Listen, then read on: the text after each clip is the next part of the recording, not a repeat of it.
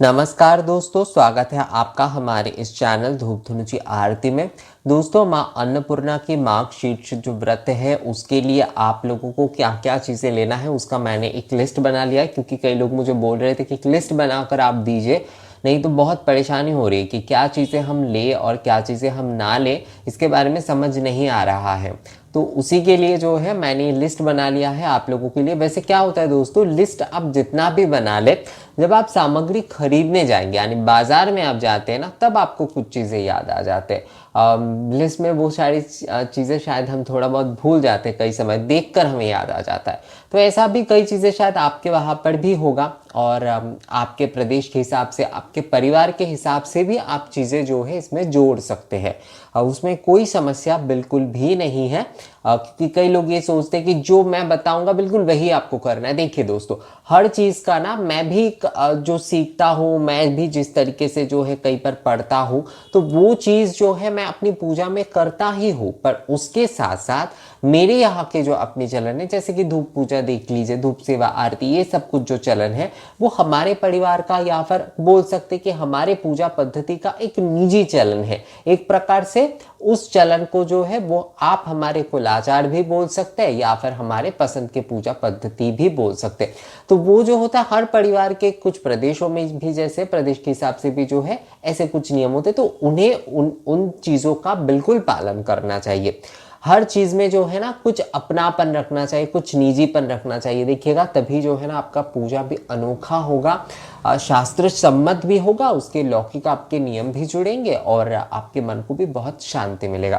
तो दोस्तों, यहाँ पर जैसे कि मैंने जो लिस्ट बनाया है, ये मोटा मोटी एक लिस्ट है। इसे मैं ये नहीं कहूँगा कि यही लिस्ट बिल्कुल आपको फॉलो करना ही है, पर क्या होता है, एक लिस्ट अगर हम बना लेते हैं तो हमें आसानी होती है सामान खरीदने में, और कई चीज़ें आपको बाद में याद आ सकता है और कई चीज़ें आप अपने हिसाब से जोड़ सकते हैं, जैसे कि मैंने बताया। तो यहाँ पर सबसे पहले जो है मैंने कलश के बारे में लिखा है, तो मिट्टी का कलश आपको लेना चाहिए। अगर आप ले रहे हैं कलश तो मिट्टी का कलश आप ले सकते हैं।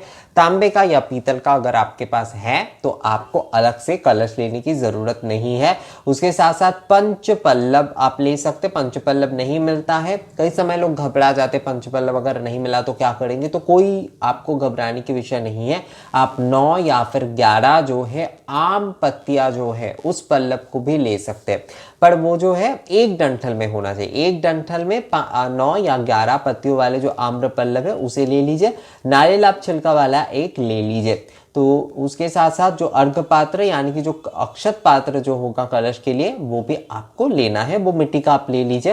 अगर आपके पास जो है तांबे का या पीतल का नहीं है तो माँ अन्नपूर्णा की साड़ी आपको लेना है, सुहाग के चूड़ी आपको लेना है।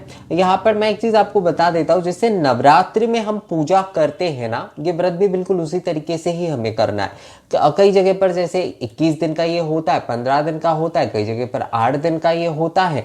तो हर जगह की हिसाब से अलग होता है, कई घरों में अलग होता है। मतलब कुछ घरों में देखा जाता है कि पास पास घरों में कई कुछ घरों में 21 दिन का रखते हैं, तो कुछ घरों में 8 दिन का, तो कुछ घरों में 15 दिन का।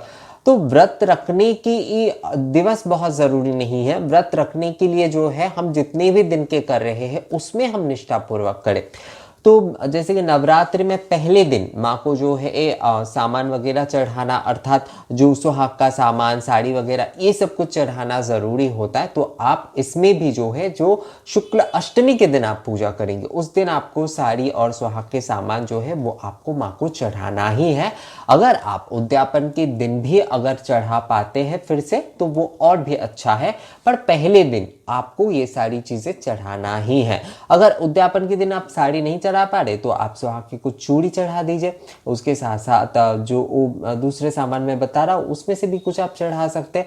हो सकता है कि 2 साड़ी आप ना चढ़ा पा रहे हैं, तो आप पहले दिन ज़रूर चढ़ाइए। एक साड़ी वस्त्र जो है वो माँ को आप ज़रूर चढ़ाइए, और उस वस्त्र को जो है वो पहनाने के वस्त्र नहीं होते, पहनाने के वस्त्र अलग होते हैं हमेशा।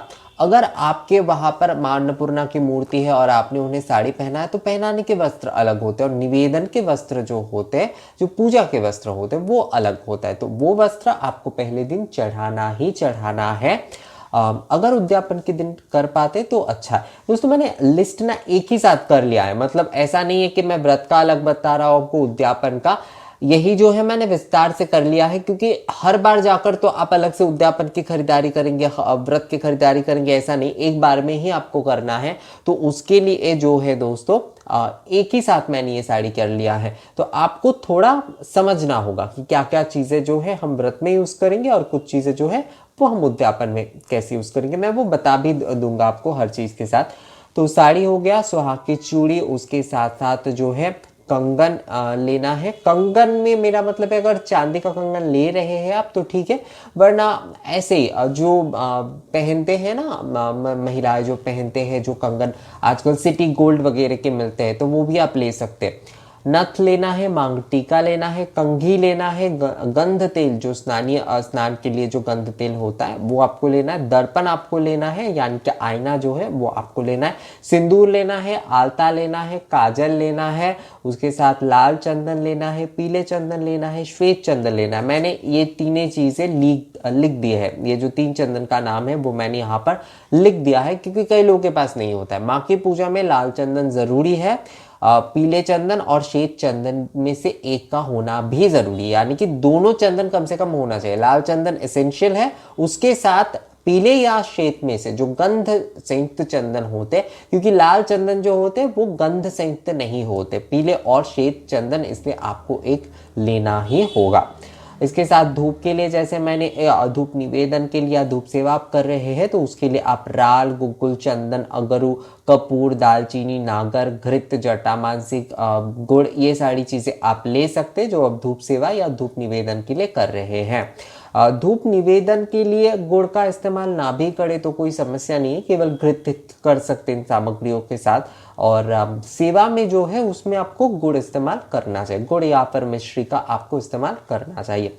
उसके बाद जो है आरती के धूप के लिए राल, गुग्गुल, अगरू, घृत, ये 4 चीजें जो है आपको आरती के लिए लेना है। ये अगर चाहे तो आप निवेदन के लिए भी ले सकते हैं, पर मैंने अलग अलग बता दिया क्योंकि कई समय कंफ्यूजन हो जाता है आप लोगों को, मैंने देखा है, तो इसलिए मैंने बता दिया दोनों ही।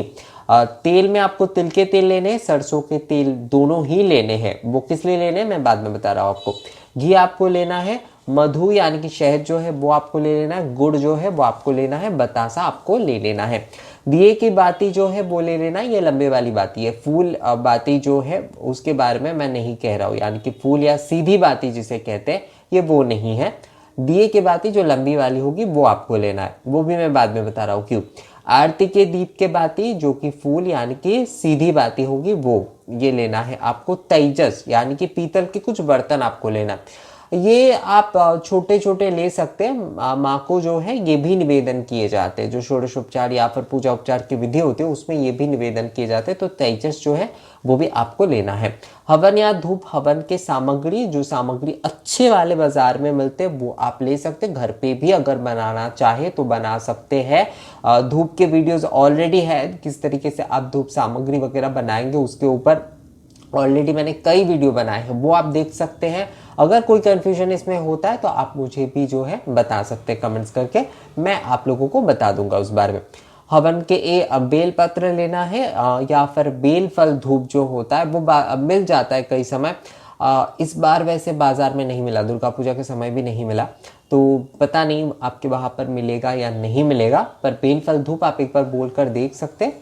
वो लोग ये बेल फल का जो होता है ना एक सूखा चूर्ण होता है और छोटे छोटे सूखे बेल फल उसमें रहते हैं, तो वही जो है वो आपको दे देंगे अगर उनके पास होगा तो। अब 108 बेलपत्र, ये सारी चीज़ें जो मैं कह रहा हूँ ये खासकर जो है आपको पहले दिन करना है और जो है आपको उद्यापन के दिन करना है। आप अगर बीच के दिनों में आप नहीं कर पा रहे हैं इस विधि को, यानी कि इतनी चीज़ें जो है आप नहीं चढ़ा पा रहे हैं, जो बेलपत्र है, जो पुष्प के बारे में मैं बात कर रहा हूँ, तो केवल जो है आप 8 चढ़ा सकते हैं माँ को, जो है आप 8 करके 8 बेलपत्र, 8 पुष्प जो है, 8 अपराजिता पुष्प, जबा पुष्प, ये सारी चीज़ें बेलपत्र जो है वो 8 करके आप चढ़ा सकते हैं। और कमल के पुष्प अगर रोज़ मिलता है तो आप 8 चढ़ाइए, अगर मतलब उतने मात्रा में नहीं मिलता है तो कम से कम 1 ही अगर मिल जाता है, जितना मिल जाए एक्चुअली वही आप चढ़ा दीजिए। तो उद्यापन में आपको, और पहले दिन जब आप पूजा कर रहे हैं तो उसमें 108 बेलपत्र होना चाहिए, कम से कम अगर लेना चाहते हैं तो 28 लीजिएगा। 108 जबा पुष्प यानी कि गुड़हल के जो फूल होते हैं वो आपको लेना है, लाल वाले लेने की हमेशा कोशिश करिएगा दोस्तों। कई लोग सफ़ेद और पीले वाले लेते हैं, पर माँ की पूजा में लाल वाले पुष्प ही सबसे ज़्यादा अच्छा होता है।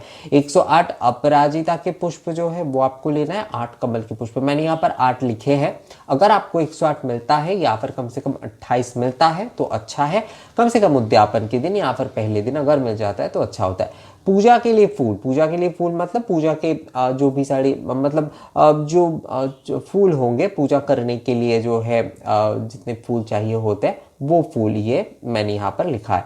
108 मिट्टी के दीपक, ये मैं बोल रहा था ना कि दिए की जो लंबी बाती है उसके बारे में और सरसों के तेल के बारे में, तिल के तेल के बारे में।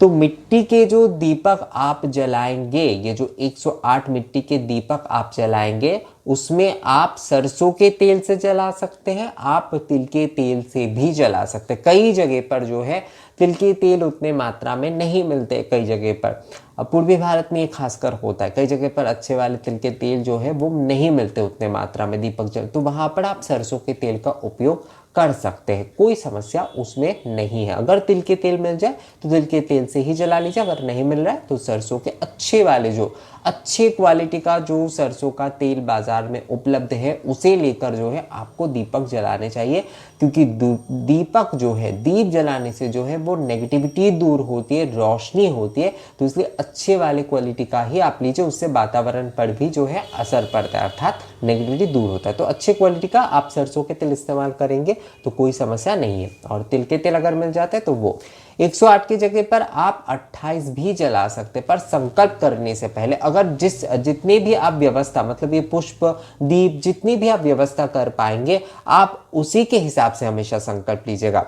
आपने 108 ले लिए, उसके बाद आपने 8 जला दिए, तो ऐसा नहीं। संकल्प जब आप ले रहे हैं पूजा के मन ही मन, तो आपको ही ठीक कर लेना चाहिए कि मैं 28 ही जलाऊंगा या फिर मैं 108 ही जलाऊंगा। ये थोड़ा आप समझ लीजिएगा पहले, उसके बाद आप जो है ये सारी चीज़ें जो है उसका अरेंज कीजिएगा।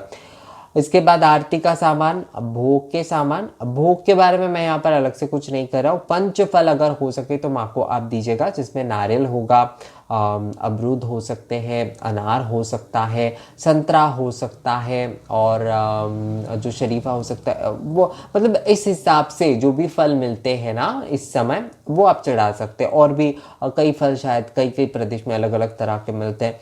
कई लोगों ने कहा कि बेर चढ़ा सकते हैं क्योंकि बेर मिलता है। मुझे कई लोग ये कमेंट्स आ रहा था मुझे कि फलों में क्या भगवान को बेर भी चढ़ाया जा सकता है। हाँ बिल्कुल चढ़ाया जा सकता है, कोई समस्या उसमें नहीं है। बेर मीठे हैं तो क्यों नहीं, भगवान श्री राम ने भी तो बेर खाए थे, तो बेर क्यों नहीं चढ़ाए जा सकते।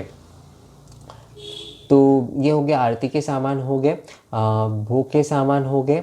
व्रत कथा के पुस्तक, व्रत कथा के पुस्तक को लेकर एक बहुत कंफ्यूजन है। कंफ्यूजन ये क्या, कई जगह पर अलग अलग व्रत कथा के पुस्तक मिलते हैं और कई जगह पर मां अन्नपूर्णा की व्रत कथा की जो पुस्तक है वो नहीं मिलते, और ऑनलाइन में भी उतना नहीं मिलता है।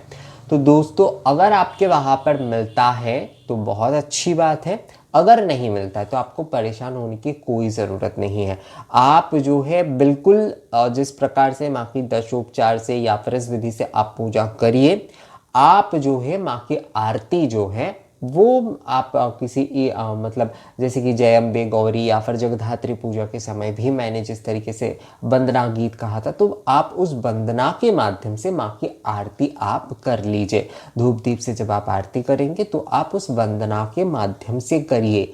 तो ये भी जो होता है, ये जो आरती गायन होता है, ये भी एक व्रत कथा का अंश होता है। अब आप कहेंगे कि व्रत कथा पढ़े बिना क्या हमारी पूजा संपूर्ण होगी।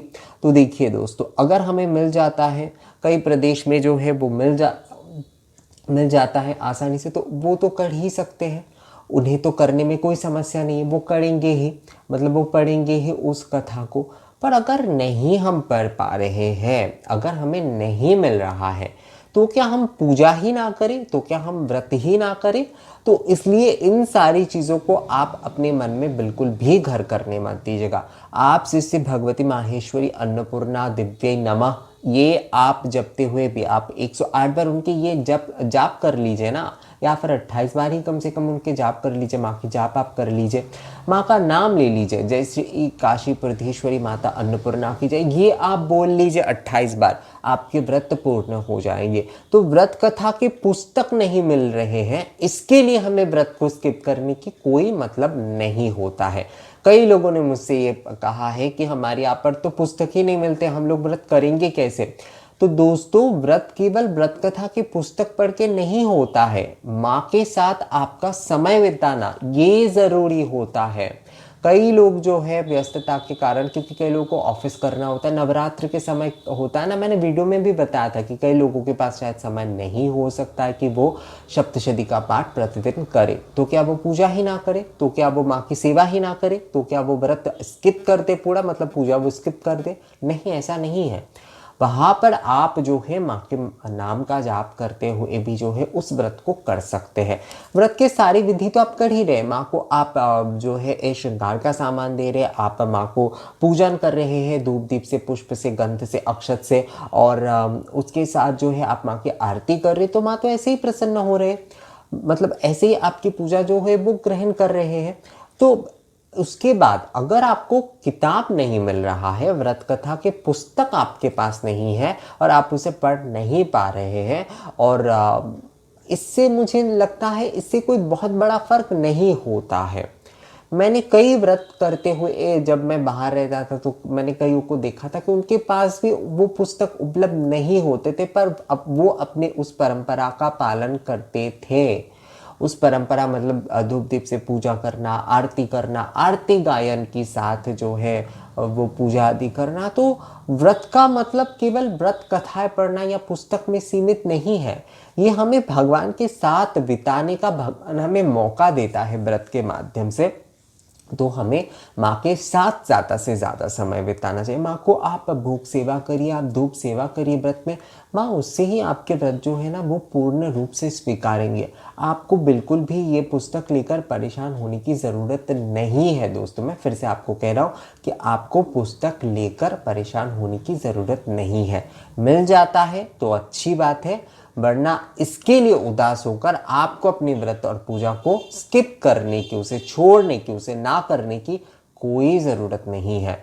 आप बिल्कुल पूरे निष्ठा के साथ जो है माँ की सेवा पूजन करिए, माँ की सेवा पर ध्यान दीजिए। आप इन दिनों में माँ को आप जो है अगर भोग सेवा करते तो भोग अच्छे से, माँ के श्रृंगार की सेवा करते, माँ की धूप की सेवा करते, तो ये सारी चीज़ें आप अच्छे से कीजिए माँ की इन दिनों में, तो देखिएगा माँ वैसे ही जो है आपके व्रत को बहुत ही सुंदरता से ग्रहण करेंगे।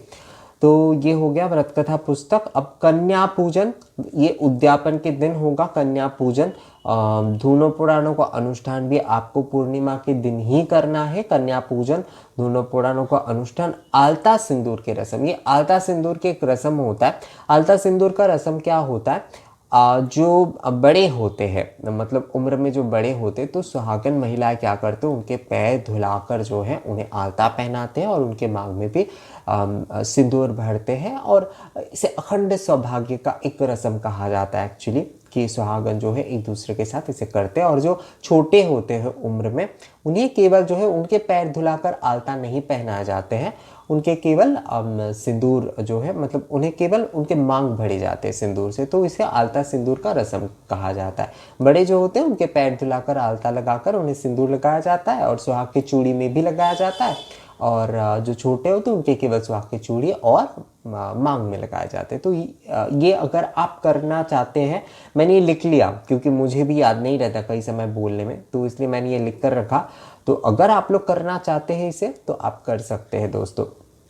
इसके साथ जो ये चीज़ बहुत मेन चीज़ है, मैंने ये लिखा है इसलिए, कामिनी भोग या गोविंद भोग या फिर कोई भी अच्छे वाले आपके वहाँ पर जो अरवा चावल मिलते हैं, ध्यान रखिए अरवा चावल यानी कि सूरज के जो ताप में तपा हुआ जो चावल बनता है ना, अरवा चावल, वही जो है वो आपको इस्तेमाल करना है इस पूजा में। जैसे कि कलश भरना या फिर जो भगोने में भर के रखना होता है, हाड़ी या फिर भगोने में भर के जैसे चावल रखना होता है माँ अन्नपूर्णा के, तो वो चावल आपको लेना है। तो मैंने 5 किलो यहाँ पर इसलिए रखा है क्योंकि अगर कन्याओं की आप पूजन करेंगे तो उसमें भी आपको उन्हें शायद खीर वगैरह ये सब कुछ खिलाने का अगर मौका मिलता है, कई जगह पर तो जैसे नवरात्रि में कन्याओं को कई लोगों ने भेजा ही नहीं है, तो अगर होता है तो अच्छी बात है। या फिर आप क्या कर सकते हैं, आपके भंडारे में भी जो है ना माँ की जो चावल है जो आप माँ के सामने रखेंगे, उसके साथ साथ उस चावल को मिलाकर भी आप रख सकते हैं पूर्णिमा के दिन से ही, जिस दिन आप उद्यापन करेंगे उस दिन से ही। तो ये बहुत अच्छा होगा, ये बहुत शुभ होगा, इसलिए मैंने 5 किलो लिख कर रखा है, आप अपने हिसाब से कर लीजिएगा। शिव पूजा के सामान, शिव पूजा के सामान का मतलब है ऐसे ही धूप दीप, ये जो चीज़ें हैं, ये बेल पत्र जो है वो शिव जी के पूजा के लिए, मतलब जो धूप पूजा है, पंचोपचार पूजा के लिए जितने भी सामान की ज़रूरत होती है शिव पूजा के लिए वो, और पान सुपारी नारियल जो है वो भी आपको ले लेना है। पान सुपारी नारियल, जैसे कि तेजस जब आप माँ को देंगे तो उस समय भी पान सुपारी और नारियल तेजस के साथ दिया जाता है। तेजस में जब आप दे रहे हैं माँ को, जब निवेदन करेंगे तेजस, तो वो एक उसमें आप छोटे वाले कटोरी रख सकते हैं, चम्मच रख सकते हैं, और सबसे अच्छा होता है कि आप धूपाधार दीपाधार यानी कि छोटे दीपक और छोटे धूपदान जो है अगरबत्ती वाले नहीं, धुंची ही अगर कर पाते तो अच्छा है, क्योंकि हम माँ की पूजा धुंची से ही, धुंची धूप से कर रहे हैं, तो वो वाले छोटे वाले जो मिल जाते हैं एकदम, वो वाले तेजस जो है आप एक थाली के साथ माँ को तेजस के रूप में दे सकते हैं। तेजस का मतलब होता है पित्तल या तांबे का बर्तन जो होता है, वही जो है तेजस के रूप में दिया जाता है। मूल रूप से पित्तल के बर्तन ही दिए जाते हैं, तो तेजस आपको देना चाहिए, अच्छा होता है। कहते कि माँ के भंडारे, जैसे अन्नपूर्णा मंदिर में सभी लोग ऐसे बर्तन जो है, गहने जो है माँ को देते, खासकर बर्तन देते, तो कहते कि इससे जो है उनके घर पे एक कभी भी अन्न कष्ट, कभी भी जो है किसी भी प्रकार की लाले नहीं पड़ेंगे, मतलब किसी भी प्रकार की कोई अभाव नहीं होगा उनके घर में। तो इसलिए तेजस भी आप अगर दे पाते हैं अन्नपूर्णा व्रत पूजा में तो बहुत अच्छा होगा। तो दोस्तों लिस्ट में यही था। लिस्ट पता नहीं थोड़ा पढ़ते पढ़ते थोड़ा बड़ा हो गया शायद, तो आप लोग इसे अगर ध्यान से आपने देखा है तो आप लोगों को शायद कई चीज़ें जो है वो समझ में आ गया होगा, और कई चीज़ें जैसे मैंने बताया बाज़ार जाकर आप लोगों को शायद देखकर याद आ जाए। आप अपने प्रदेश के नियम, आप अपने कुल के नियम, परिवार के नियम के साथ भी जो है कुछ चीज़ों को इसमें जोड़ सकते हैं। तो दोस्तों यही था अन्नपूर्णा मार्गशीर्ष में माँ अन्नपूर्णा व्रत पूजा की ये सामानों की लिस्ट। और मैं फिर से आपको कह रहा हूँ कि इसके साथ आप अपने पसंद की चीज़ों को जोड़कर भी पूजा कर सकते हैं दोस्तों। तो ये वीडियो आपको कैसा लगा, ये वीडियो अगर आप लोगों के लिए मददगार हुआ है तो मुझे कमेंट्स करके ज़रूर बताइएगा, और इसे लाइक और शेयर भी कर दीजिएगा। मिलेंगे आपसे अगली वीडियो में नई जानकारी के साथ, तब तक के लिए नमस्कार।